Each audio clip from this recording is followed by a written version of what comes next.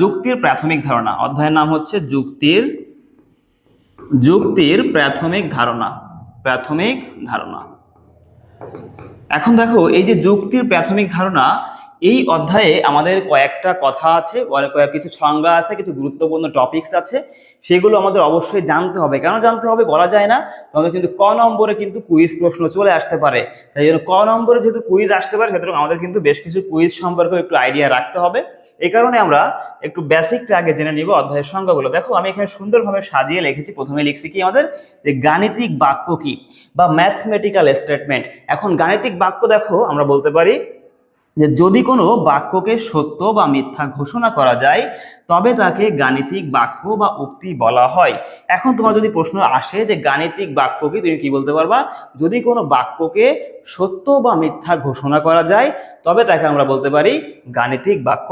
মনে করো, উক্তিটি যদি সত্য হয়, উক্তি সত্য হলে তার সত্যতা মানকে আমরা টি অর্থাৎ ট্রু দ্বারা প্রকাশ করব, যাকে সংক্ষেপে আমরা টি দ্বারা প্রকাশ করি। আবার উক্তি যদি মিথ্যা হয়, তাকে আমরা তার সত্যতা মানকে আমরা এফ দ্বারা প্রকাশ করি। এই মোটামুটি হচ্ছে আমাদের টি এবং এফ। অর্থাৎ যখন যদি সত্য হয় তাহলে আমাদের টি হবে, মিথ্যা হলে আমাদের এফ হবে। এই মোটামুটি আমাদের গাণিতিক বাক্যের ধারণা। আমি চলে যাচ্ছি এখন নেক্সট পার্টে। দেখো, আমাদের এখানে এরপরে বলছে কি, আমাদের যৌক্তিক সংযোজক। এই কথাগুলো খুবই ইম্পর্টেন্ট, যৌক্তিক সংযোজক। এখন দেখো, এই যৌক্তিক সংযোজক কি কি, দেখো, লজিক্যাল কানেকটিভ যাকে বলা হয়। আমাদের না নয় এগুলো সম্পর্কে জানতে হবে। না নয় কি, এবং কি, অথবা, যদি, তবে, যদি এবং কেবলমাত্র যদি শব্দগুলি ব্যবহার করে আমরা নতুন উক্তি গঠন করতে পারি। নতুন উক্তিগুলোকে যৌক্তিক সংযোজক উক্তি বলা হয়। অর্থাৎ দেখো, যে সকল উক্তির ব্যবহার করে যৌক্তিক উক্তি গঠন করা যায় তাদেরকে অঙ্গ বাক্য কি বলা হয়? অঙ্গ বাক্য বা উপ উক্তি বলা হয়। এখন অঙ্গ বাক্যের সত্যতা মান সত্য অথবা মিথ্যা হয়। অর্থাৎ তোমার যদি একটা ট্রুথ টেবিল আমরা বলি, দেখো মনে করো এই তোমাদের একটা সত্যতার ছক আছে। এই ছকে তুমি এখানে একটা উক্তি পেয়েছো হচ্ছে পি, এখানে একটা উক্তি পেয়েছো কিউ, এখানে মনে করো পি সংযোজন কিউ সাপোজ। তাহলে এই যে পি আর কিউ এর মধ্যে এখানে টি আছে, এখানে টি, এখানে এফ, মনে করো এখানে টি, এখানে এফ। এখন তোমার এই যে উক্তিগুলো আছে বা এই বাক্যগুলো, এদেরকে বলা হচ্ছে অঙ্গ বাক্য। এখন তুমি যখন এই পুরো পার্টটা পাবা, টি আর টি মিলে যে পার্টটা হবে, এটাকে তোমার কি বলে? এটা গাণিতিক যুক্তি বলা হয়। এগুলো যুক্তি, আর প্রত্যেকে কি একটা করে উক্তি। ওকে, এবার দেখো তোমরা, আমরা কয়েকটা প্রতীক সম্পর্কে একটু আইডিয়া পাই। সেটা হচ্ছে সংযোজকের প্রতীক সমূহ। অর্থাৎ এখানে কয়েকটা প্রতীক রয়েছে আমরা জানি। দেখো, এই যে না বা নয়, একে আমরা প্রকাশ করি হচ্ছে নেগেশন চিহ্ন দ্বারা। একে আমরা বলি নাকরণ বা ইংলিশে বলা হয় কি নেগেশন। ওকে, এরপর দেখো এবং অথবা অ্যান্ড, এবং এবং অথবা ইংলিশে কি অ্যান্ড বলতে পারে। এখন এবং এর জন্য আমরা এখানে কি বুঝাই? আমরা এদেরকে সংযোজন, এই চিহ্নকে বলা হচ্ছে কি সংযোজন চিহ্ন বা যোগজ। এদেরকে তুমি বলতে পারো যে সংযোজন চিহ্ন, বলতে পারো কি সংযোজন বা কি যোগজ তুমি বলতে পারো। এবার দেখো, অথবা, অথবা থাকতে পারে ইংলিশে অর, যাকে অর বলা হয়। একে আমরা বিয়োজন চিহ্ন, এই চিহ্নকে বলা হচ্ছে কি বিয়োজন চিহ্ন। এটাকে বলা হচ্ছে কি আমাদের বিয়োজন চিহ্ন। ওকে, এরপর দেখো, যদি ডট ডট যদি তবে থাকে, সেক্ষেত্রে আমরা বলতে পারি, একে বলতে পারি একমুখী শর্তায়ন। আমরা কি বলি এদেরকে? একমুখী শর্তায়ন। এই একমুখী শর্তায়নের চিহ্ন হচ্ছে আমাদের এটা, এটা হচ্ছে আমাদের একমুখী শর্তায়নের চিহ্ন। আমি চলে দেখো নেক্সট পার্টে চলে যাচ্ছি। দেখো নেক্সট পার্টে এখানে কি বলছে আমাদের, নেক্সট পার্টে এখানে বলছে যে যদি আমাদের এখানে কি থাকে, দেখো আমাদের এখানে কি থাকে যে যদি তবে, যদি ডট ডট তবে থাকে, সেক্ষেত্রে আমরা এটা শিখছিলাম, কিন্তু এটা ছিল আমাদের কি একমুখী শর্তায়ন, রাইট? এটা ছিল আমাদের হচ্ছে একমুখী শর্তায়ন। এরপর দেখো, যদি এবং কেবলমাত্র যদি হলে আমাদের কি হবে? দ্বিমুখী শর্তায়ন, যাকে বলা হচ্ছে কি দ্বিমুখী শর্তায়ন। এর প্রতীক হচ্ছে দুই দিকে আমাদের তীর চিহ্ন থাকে, উভমুখী বিক্রিয়ার মতো। এটাকে বলা হচ্ছে দ্বিমুখী শর্তায়ন। এখন যে প্রতীকগুলো তুমি শিখলে, এই প্রতীকগুলো দ্বারা কোন উক্তি বা উপ উক্তির মধ্যে যুক্ত করে যে যৌগিক উক্তি গঠন করা হয়, উদাহরণস্বরূপ নাকরণ, যোগজ বা সংযোজন, বিয়োজন, শর্তায়ন এবং দ্বিমুখী শর্তায়ন উক্তি বলা হয়। এগুলো জাস্ট আমাদের একটু বেসিক ধারণা, তোমরা এগুলো কিন্তু ইতিমধ্যে জানো। দেখো, এরপরে চলে যাচ্ছে আমাদের পরবর্তী আলোচনায়। আমাদের এখানে দেখো কি বলছে, এখানে বলছে নাকরণ উক্তিটা আসলে কি। দেখো, নাকরণ উক্তি আমরা জানি, নাকরণ উক্তিটা আসলে কি? কোন উক্তির উপযুক্ত স্থানে না বা নয় ব্যবহার করে যে উক্তি পাওয়া যায়, তাহাকে বলা হয় নাকরণ উক্তি। এখন তোমার পরীক্ষায় যদি বলে যে নাকরণ উক্তি বা নেগেশন কি, তাহলে তুমি কিন্তু এই কথাটা লিখতে পারবা। এখন পি একটি উক্তি যদি হয় তাহলে উহার নাকরণ কত হবে? নেগেশন কি? Negation P. এখন মনে করো তোমার একটা পি একটা দেখো উক্তি এবং কিউ। এখন মনে করো এই পির সত্যতা মানে এখানে টি দেওয়া আছে এবং এখানে কত দেওয়া আছে, এটা মনে করো এটা নেগেশন পি। তাহলে এখানে যদি পি যদি সত্য হয় তাহলে নেগেশন পি কত হবে? মিথ্যা হবে। এবার তোমার যদি টি এখানে মিথ্যা হয় তাহলে নেগেশন পি কত হবে? এখানে সত্য হবে। অর্থাৎ সত্য হলে তার নেগেশন পি হবে মিথ্যা, মিথ্যা হলে তার নেগেশন পি হবে সত্য। এই মোটামুটি আমাদের নাকরণের আলোচনা। এরপর দেখো আমাদের যৌগিক উক্তি। যৌগিক উক্তি এখানে বলছে দেখো দুইটি উক্তিকে এবং দ্বারা যদি সংযোগ করা হয়, একত্রে সংযুক্ত করে যে উক্তি পাওয়া যায় তাহাকে সংযোজন বা যৌগিক উক্তি বলা হয়। তাহলে দেখো আমরা কি শিখলাম, যে দুইটি উক্তিকে এবং সংযোজক দ্বারা একত্রে সংযুক্ত করে যে উক্তি পাওয়া যায় তাহাকে সংযোজন বা যৌগিক উক্তি বলা হয়। মনে করো পি ও কিউ দুইটা উক্তির যৌগিক উক্তিকে আমরা পি সংযোজন, আমরা আগেই পড়েছিলাম যে এবং থাকলে আমরা ব্যবহার করব কি? সংযোজন চিহ্ন। তাহলে দেখো যেহেতু এখানে এবং আছে, পি সংযোজন কিউ দ্বারা এদেরকে প্রকাশ করা হয়। তোমরা জাস্ট এই সংজ্ঞাগুলো একবার করে দেখে রাখো, এরপর যখন আমরা ম্যাথ সলভ করব তোমাদের ভিতরে থাকা সব ধরনের দুশ্চিন্তা কিন্তু দূর হয়ে যাবে। ওকে, দেখো আমাদের কি বলছে নেক্সট পার্টে আমাদের আলোচনা বিষয় বিয়োজন উক্তি। আমরা আলোচনা করবো এখন বিয়োজন উক্তি নিয়ে। তাহলে দেখো এই যে দুইটা উক্তিকে অথবা কি বলছে, অথবা সংযোজক দ্বারা একত্রে সংযুক্ত করে যে উক্তি পাওয়া যায় তাহাকে বিয়োজন উক্তি বলা হয়। ওকে, এখন পি ও কিউ দুইটা উক্তির বিয়োজন উক্তিকে আমরা পি বিয়োজন কিউ দ্বারা প্রকাশ করতে পারি। এটাকে আমরা বলা হয় কি? বিয়োজন চিহ্ন। অর্থাৎ পি বিয়োজন কিউ আমরা আগেই পড়েছিলাম যে অথবা থাকলে আমরা কি বিয়োজন দ্বারা প্রকাশ করব। এরপর দেখো আমাদের আছে বর্জনশীল বিয়োজন। এখন এই বর্জনশীল বিয়োজন কি? আমরা জানি যে পি ও কিউ উক্তির বর্জনশীল বিয়োজন উক্তিকে আমরা পি বর্জনশীল বিয়োজন, অর্থাৎ আমরা জানি দেখো এই যে এই চিহ্নকে এটাকে বলা হচ্ছে বর্জনশীল বিয়োজন চিহ্ন। এটাকে তুমি এভাবেও প্রকাশ করতে পারো। অর্থাৎ যদি মনে করো দুইটা উক্তি বর্জনশীল দ্বারা সংযুক্ত হয়ে আমরা লিখতে পারি পি বর্জনশীল বিয়োজন কিউ, এটা কিন্তু আমরা লিখতে পারবো। এখন দেখো এদেরকে আমরা বলতে পারি আবার কি, যে পি প্লাসের ভিতরে গোল দিয়েও কিন্তু আমরা একে এক্সক্লুসিভ বলে এভাবে কিন্তু প্রকাশ করা যায় বর্জনশীল বিয়োজনকে। এখন দেখো এখানে পি বর্জনশীল বিয়োজন কিউ যৌগিক উক্তিকে পি এবং কিউ এর মধ্যে যে কোনো একটি যদি সত্য হইলে ইহা সত্য হবে, অন্যথায় কি হবে? মিথ্যা হবে। দেখো এখানে বলছে যদি পি ও কিউ দুইটা উক্তির যে কোনো একটা উক্তি সত্য হয় তাহলেই কেবলমাত্র ইহা সত্য হবে, অন্যথায় মিথ্যা হবে। অর্থাৎ মনে করো তোমার এখানে পি আছে, এখানে কত কিউ আছে, তাহলে পির এখানে টি, এখানে মনে করো কিউ এখানে টি, আবার মনে করো এখানে টি এখানে এফ। এখন বলছে যে কোনো একটি সত্য হলে সেক্ষেত্রেই কেবলমাত্র কি হবে? এই পি বর্জনশীল কিউটা সত্য হবে, আর বাদ বাকি সব ক্ষেত্রে মিথ্যা। অর্থাৎ দুইটাই যদি সত্য হয় অথবা দুইটাই মিথ্যা হয় সেক্ষেত্রেও কিন্তু এটা মিথ্যা হবে। শুধুমাত্র যে কোনো একটা সত্য হলে সেক্ষেত্রেই কেবলমাত্র ইহা সত্য হবে। এই মোটামুটি আমাদের বর্জনশীল বিয়োজনের আলোচনা। এর পরবর্তী পাঠে দেখো কি বলছে, এটাকে শর্তায়ন উক্তি। এই শীটটা এমন ভাবে সাজানো, তোমরা এই শীটটা পড়লে কিন্তু তোমাদের অনেক বেশি হেল্প হবে। দেখো এখানে বলছে শর্তায়ন উক্তি, কন্ডিশনাল স্টেটমেন্ট। দেখো দুইটি উক্তিকে যদি তবে সংযোগ দ্বারা একত্রে সংযুক্ত করে যে উক্তি পাওয়া যায় তাহাকে বলা হচ্ছে শর্তায়ন উক্তি। শর্তায়ন উক্তি। এখন পি ও কিউ দুইটা উক্তির শর্তায়ন উক্তিকে পি একমুখী শর্তায়ন, এই চিহ্নকে এটাকে বলা হয় জানি আমরা একমুখী শর্তায়ন, পি একমুখী শর্তায়ন দ্বারা প্রকাশ করা হয়। এ হচ্ছে মোটামুটি আমাদের একমুখী শর্তায়নের সংজ্ঞা। এইটা কিন্তু খুবই গুরুত্বপূর্ণ একটা সংজ্ঞা। ওকে, আচ্ছা দেখো এরপর দেখো আমি চলে যাচ্ছি নেক্সট পার্টে। আমরা শর্তায়নটা দেখলাম, এরপরে দেখো আমাদের কি দ্বিমুখী শর্তায়ন একটা আলোচনা করবো। এই দ্বিমুখী শর্তায়ন কিন্তু এটা কিন্তু ক নম্বরে প্রায়ই আসে। দ্বিমুখী শর্তায়ন এর বলতে পারো দ্বিমুখী শর্তায়ন কি। এখন দেখো দুইটা উক্তিকে যদি এবং কেবলমাত্র যদি সংযোজক দ্বারা একত্রে সংযুক্ত করে যে উক্তি পাওয়া যায় তাহাকে দ্বিমুখী শর্তায়ন উক্তি বলা হয়। ওকে, এখন দেখো পি ও কিউ দুইটা উক্তির দ্বিমুখী শর্তায়ন উক্তিকে পি দ্বিমুখী শর্তায়ন কিউ দ্বারা আমরা কিন্তু কি প্রকাশ করে থাকি।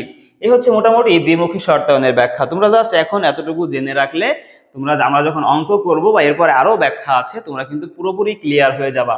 এরপর দেখো আলোচনা করতেছি আমরা যুগ্ম অস্বীকার। কি হলো যুগ্ম অস্বীকার? এখন দেখো যদি পি ও কিউ দুইটা উক্তি হয় তবে নেগেশন পি এবং নেগেশন কিউ, অর্থাৎ পি নয় এবং কি কিউ নয় দ্বারা প্রাপ্ত উক্তিকে আমরা বলি যুগ্ম অস্বীকার। অর্থাৎ দুইজন ব্যক্তি যদি থাকে, দুইজনে যখন কোনো কিছু অস্বীকার করে, না বলে তখন তাকে বলা হয় কি, এদেরকে একত্রিত করে বলা হয় যুগ্ম অস্বীকার। এখন এখানে দেখো পি এর নেগেশন, কিউ এর নেগেশন, এদেরকে তুমি যদি সংযোজন করো, এবং মানে হচ্ছে সংযোজন, তাহলে তুমি দেখো বলতে পারো এই যে নেগেশন পি সংযোজন নেগেশন কিউ, এটাই হচ্ছে মূলত যুগ্ম অস্বীকার।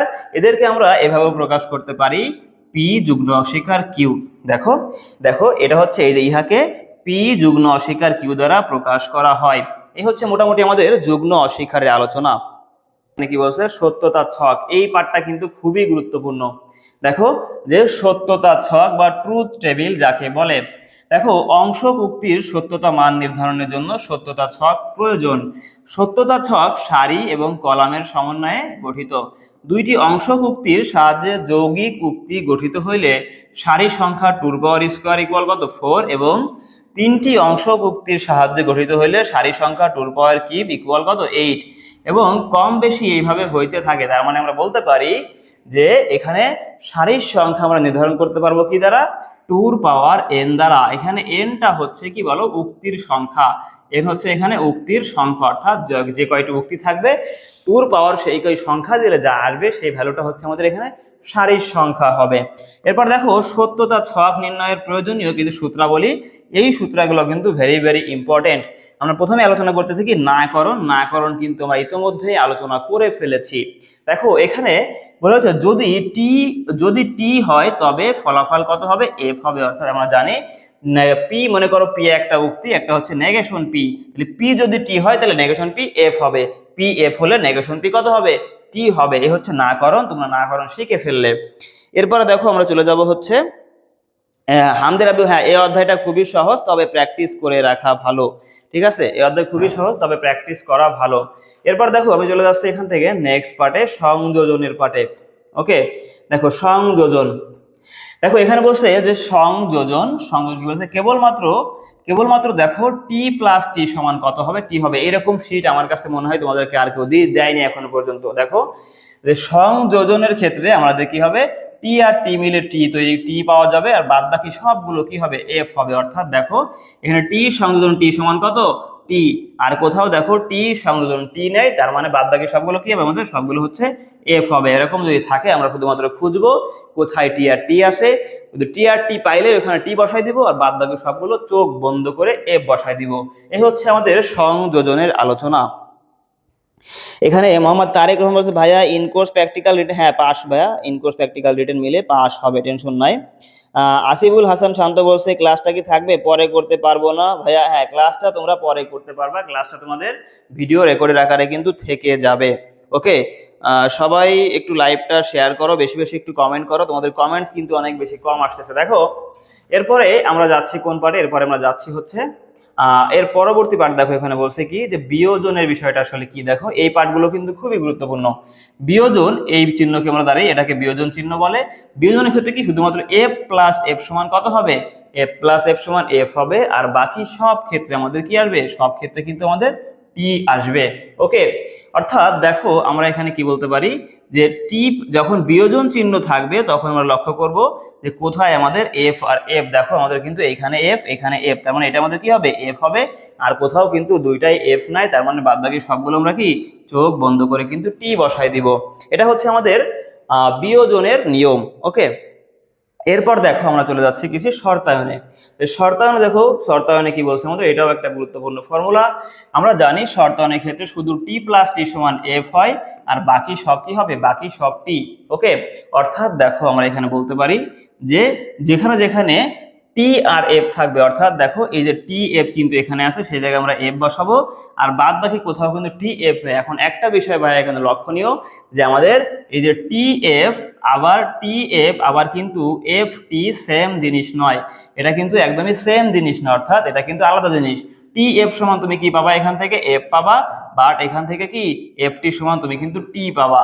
অর্থাৎ শুধুমাত্র টি এফ যদি থাকে সেক্ষেত্রে কি হবে, আমাদের এফ হবে, বাদ বাকি সবগুলো কি হবে, আমাদের টি হবে। এরপর দেখো এখানে দ্বিমুখী শর্তায়ন, এটা হলো দ্বিমুখী শর্তায়ন চিহ্ন। এই দ্বিমুখী শর্তায়নের জন্য দেখো টি প্লাস টি সমান হবে টি, এফ প্লাস এফ সমান কত, টি, আর বাদ বাকি সবগুলো আমাদের এফ হবে। তাহলে দেখো টি প্লাস টি সমান টি হচ্ছে, এফ প্লাস এফ সমান টি হচ্ছে, বাকি সব কি হবে, এফ হবে। অর্থাৎ দেখো আমরা এখানে বলতে পারি এই টি প্লাস টি সমান টি, আবার দেখো এখানে লাস্টে কি বলা আছে আমাদের এই যে এফ প্লাস এফ এটা সমান কত আমাদের, এটা সমান কিন্তু আমাদের এটা সমান টি, অর্থাৎ টি প্লাস টি সমান টি, এফ প্লাস এফ সমান টি, আর বাদ বাকি সবগুলো আমাদের কি দেখো আমাদের এফ বসাই দিব। ঠিক আছে, এ হচ্ছে মোটামুটি আমাদের দ্বিমুখী শর্তায়ন নিয়ে আলোচনা। এরপর দেখো আমরা আলোচনা করতেছি কি আমাদের যুগ্ম অস্বীকার নিয়ে। দেখো যুগ্ম অস্বীকার, দেখো এরপরের পাঠ হচ্ছে আমাদের যুগ্ম অস্বীকার। এরপরে চলে যাবো ম্যাথমেটিক্যাল টার্মে। আমরা যুগ্ম অস্বীকারটা কি, কেবল এফ প্লাস এফ সমান হচ্ছে টি, বাকি সব কত এফ, অর্থাৎ কেবল এফ প্লাস এফ সমান আমরা টি বসাবো, বাদ বাকি সবগুলো কত এফ হবে। এখন দেখো এখানে আমরা খুঁজবো কোথায় এফ এফ, দেখো এখানে এফ এফ আছে, তাহলে এখানে কত হবে টি হবে, আর বাদ বাকি সবগুলো আমাদের কি হবে বলো, সবগুলো কিন্তু আমাদের এফ হবে। ওকে, এটা খুবই গুরুত্বপূর্ণ একটি কথা। এরপর দেখো আমরা চলে যাচ্ছি পরবর্তী পার্টে। আমাদের দেখো পরবর্তী পার্ট হচ্ছে আমাদের ইম্পর্টেন্ট পার্টটা নিয়ে একটু আলোচনা করব, যেটা জানতে হবে সেটা হচ্ছে এই যে এখানে স্বতঃসিদ্ধ বা হচ্ছে যুক্তি দোষ। দেখো স্বতঃসত্য এবং যুক্তি দোষ এটা কি ভাবে জানবো, যদি কোনো যৌক্তিক উক্তির সত্যতা মান বা ট্রুথ ভ্যালু তার প্রতিটি সমাবেশের জন্য সত্য হয় বা টি হয়, তবে ওই উক্তিকে স্বতঃসত্য বা কি বলে ট্যাটোলজি বলা হয়, ট্যাটোলজি বলা হয়। এটা খুবই গুরুত্বপূর্ণ একটা সংজ্ঞা, পরীক্ষায় কিন্তু ক নম্বরও আসতে পারে ট্যাটোলজি কি বা স্বতঃসত্য কি। আবার এটা কিন্তু পরীক্ষায় বলতে পারে দেখাও যে উক্তিটি স্বতঃসত্য বা ট্যাটোলজি। তাহলে আমাদের একটা সত্যক সারণী যে অঙ্কন করব, তার প্রত্যেকটা যখন আমরা আউটপুটটা বের করবো গাণিতিক যুক্তিটা, প্রত্যেকটা জন্য প্রত্যেকটা যদি টি পাই তাহলে বলবো এটা ট্যাটোলজি বা স্বতঃসত্য। ওকে, আবার দেখো যদি আমাদের প্রত্যেকটাই আমরা কি পাই, মিথ্যা পাই, মিথ্যা যদি হয় সেক্ষেত্রে সেটা কি হবে আমাদের, সেক্ষেত্রে হবে কি ফ্যালাসি, সেটা কি হবে আমাদের ফ্যালাসি, বা তাকে আমরা বলতে পারি যুক্তি দোষ কিন্তু বলতে পারি। ওকে, এই মোটামুটি ট্যাটোলজি এবং ফ্যালাসি নিয়ে আমরা আলোচনা করলাম। এরপর দেখো আমরা আলোচনা করব হচ্ছে আমাদের পরবর্তী পার্ট, দেখো আমাদের যৌক্তিক সমতুল্যতা নিয়ে। এখন দেখো যৌক্তিক সমতুল্যতা আসলে কি, আমরা জানি যে যৌক্তিক সমতুল্য উক্তি, দেখো আমরা যদি দুটি যৌক্তিক উক্তি পি এবং কিউ এর একই সত্য মান থাকে তবে তাদের যৌক্তিক সমতুল্য বলা হয়। যেমন দেখো এই যে পি বিয়োজন কিউ এবং কিউ বিয়োজন পি, যদি এদের ভ্যালু সমান আসে তাহলে আমরা এই মাঝখানের চিহ্ন কি বলে, অভেদ চিহ্ন কি বলে, অভেদ চিহ্ন, আমরা অভেদ চিহ্ন দিয়ে লিখতে পারবো। অর্থাৎ এইটা দ্বারা আমরা বুঝবো এরা যৌক্তিকভাবে সমতুল্য। এর যেই আউটপুটটা পাচ্ছে বা গাণিতিক যুক্তিটা, সেই গাণিতিক যুক্তির যেই সত্য সারণী অঙ্কন করার পরে যেখানে যেখানে টি আসবে ওইটার যদি সেখানে সেখানে টি পাওয়া যায়, অর্থাৎ একদম সেম পাওয়া যায়, যেখানে যেখানে এফ আসবে সেখানে সেখানে এফ পাওয়া যায়, সেম পাওয়া গেলে আমরা বুঝতে পারবো এটা কি গাণিতিক ভাবে, এটা যৌক্তিক ভাবে সমতুল্য। এদেরকে আমরা কিন্তু অভেদ চিহ্ন দিয়ে প্রকাশ করতে পারবো। এটার ক্ষেত্রেও কিন্তু একদমই সেম, একদম সেম কথা। এ হচ্ছে মোটামুটি আমাদের এখান থেকে বেসিক। এরপরে দেখো আমরা কি আলোচনা করব। এখন এরপরে দেখো আমাদের যেটা করতে হবে সেটা হচ্ছে, ওকে মোটামুটি আমাদের বেসিক আলোচনা শেষ। এরপরে আর কিছু জানতে হবে না এখান থেকে।